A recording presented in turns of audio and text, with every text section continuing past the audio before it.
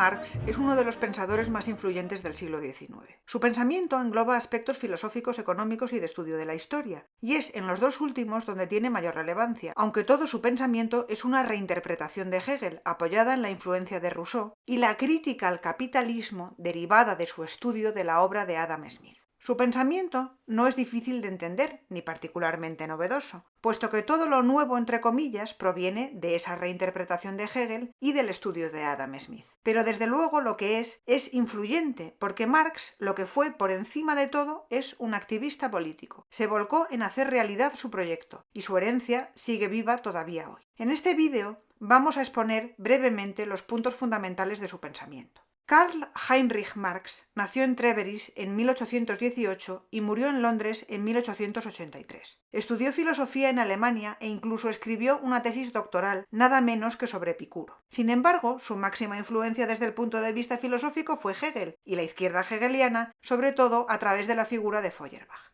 Siempre tuvo interés por la política y su creciente activismo fue guiando sus estudios, sus textos y su propia vida. Primero tuvo que emigrar a Francia, donde entró en contacto con el socialismo utópico, cuya máxima influencia eran los ideales de Rousseau, que también recoge su pensamiento. Pero Marx siempre quiso encontrar una forma práctica de trasladar los ideales socialistas a la realidad, porque su principal preocupación fue precisamente el contexto que le rodeaba, que estaba marcado por las consecuencias negativas de la revolución industrial, que eran básicamente la creación de una nueva clase social, el proletariado, crecientemente empobrecida, que trabajaba en condiciones infrahumanas y que sufría además las consecuencias de un fenómeno nuevo, el paro. Toda su energía se concentrará en elaborar una teoría del socialismo científico que permita dar remedio a esta situación. En Francia, además, conoció a su mejor socio, Engels, con quien escribió el Manifiesto Comunista en 1848 y quien le impulsó a trasladarse a Inglaterra, donde los efectos secundarios del capitalismo eran más visibles.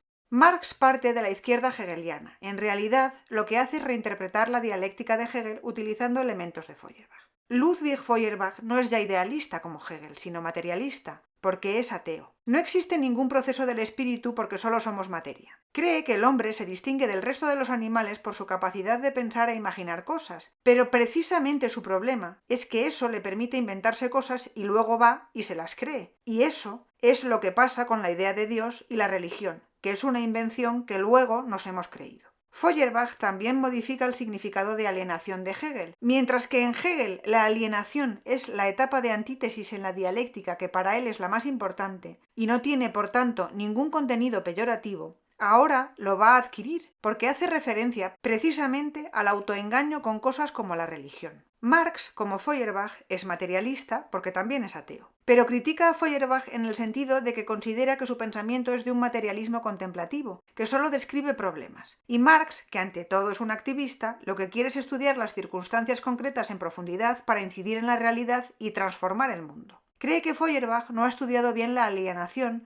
Como Hegel, cree que la historia fluye a causa de un proceso dialéctico que se divide en tres fases: la tesis, la antítesis y la síntesis. En la primera no hay aparentes problemas, pero estos se manifiestan en la segunda etapa, y solo la resolución de estas contradicciones permite una superación de los problemas en la etapa de síntesis, que vuelve a ser de calma, y produce una nueva tesis hasta que vuelvan a surgir contradicciones y así sucesivamente. Pero como solo somos materia y no hay un espíritu que camine hacia ser el espíritu absoluto, en el pensamiento de Marx pasan dos cosas que no pasaban en Hegel. La primera es que el proceso dialéctico no tiene por qué llevarnos a ningún progreso. Y la segunda es que el motor de cambio, que va a ser identificado por Marx, es básicamente económico. En su estudio de la historia, Marx comparte con Hegel que el hombre queda totalmente marcado por las circunstancias del momento. Pero él cree identificar que el motor dialéctico es la discrepancia entre los dueños del modo de producción, o sea, el sector económico, y la superestructura estatal, es decir, el poder político.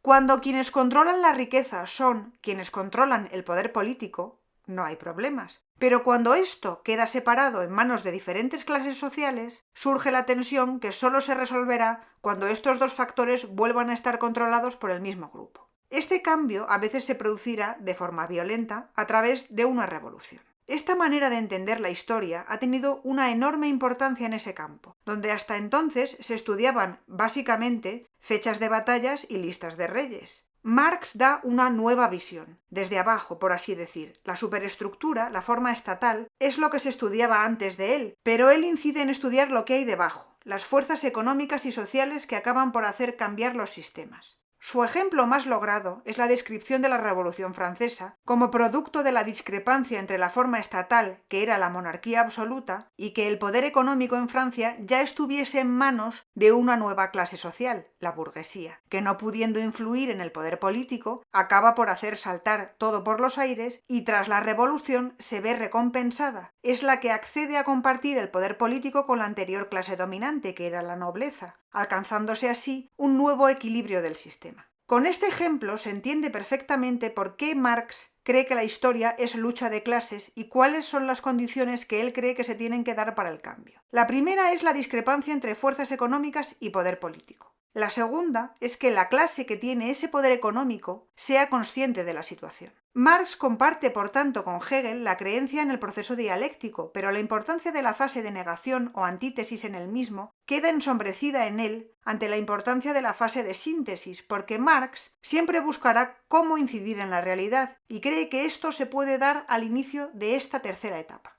Marx también se preocupa acertadamente por lo que él llama acción recíproca, que es el hecho de que en este devenir dialéctico todo incide sobre todo de forma sincrónica, es decir, que cualquier cambio tendrá efectos insospechados. Si mueves una pieza del lugar, nunca sabes exactamente qué resultado tendrás porque cambias con tu acción el contexto. Evidentemente esto le preocupa porque él lo que quiere es forzar cambios. En su estudio del hombre, Marx profundiza en la idea de alienación, porque para él lo que nos distingue es que tenemos que trabajar para vivir, pero a la vez piensa que el trabajo no solo es eso, sino que es aquello en lo que proyectamos nuestra personalidad. Por ello, tener un trabajo satisfactorio en buenas condiciones nos permitirá realizarnos como personas, pero si eso no se da, es el trabajo la fuente de nuestra alienación. En el fondo de todo su pensamiento siempre está la voluntad de resolver los problemas provocados por la revolución industrial, que son los que él pudo ver durante su vida: la extrema pobreza, la explotación y el paro. Cree que el capitalismo crea una nueva clase, el proletariado, que está por definición alienada, porque le pasa lo peor que le puede pasar a una persona, que trabaja y está totalmente desposeída, porque fabrica todo lo que se produce, pero no es dueña de nada,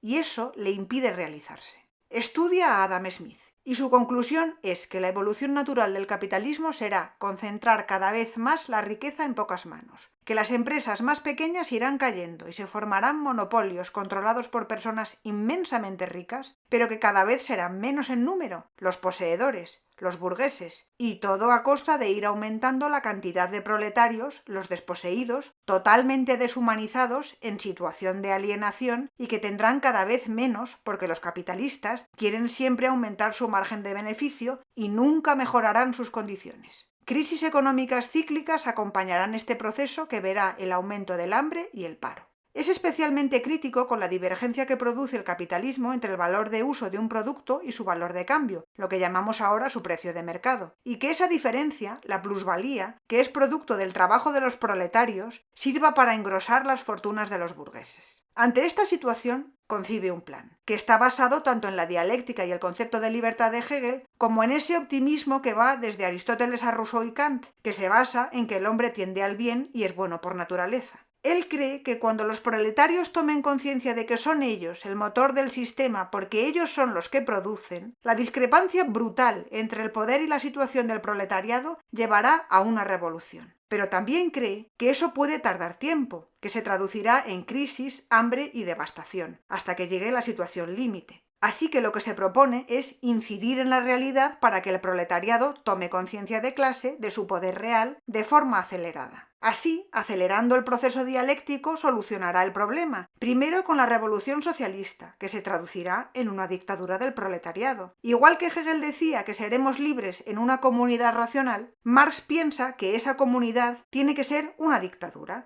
que sitúe a todos en términos de igualdad hasta que comprendan que es por el bien de todos. Cambiando el régimen de propiedad se consigue la igualdad y la desalienación de todos, puesto que ya todo pertenece a todos. Cuando todo esto se haya implantado y dé sus frutos, como el hombre tiende al bien, como al final con educación adecuada la voluntad general es el bien de todos, la dictadura podrá dar paso a la sociedad comunista. Evidentemente, el impacto de todo esto ha sido enorme en la historia del último siglo y medio, pero no oculta que lo que imaginó Marx y lo que pasó en realidad no tiene nada que ver. Él creyó que su revolución se daría en Inglaterra, donde más proletarios había, porque en una visión un tanto infantil, pensó que los capitalistas, además de ser muy malos, eran, como en las películas, más tontos que los buenos. Y ni eran ellos los que se iban a leer El Capital, ni se preocupaban por su futuro. Es un error monumental y verdaderamente chocante, puesto que Marx no tuvo en cuenta su propio concepto de acción recíproca al valorar su propia actividad. Sus libros informaron a los capitalistas y sus acciones permitieron la creación de sindicatos que pudieran negociar con ellos.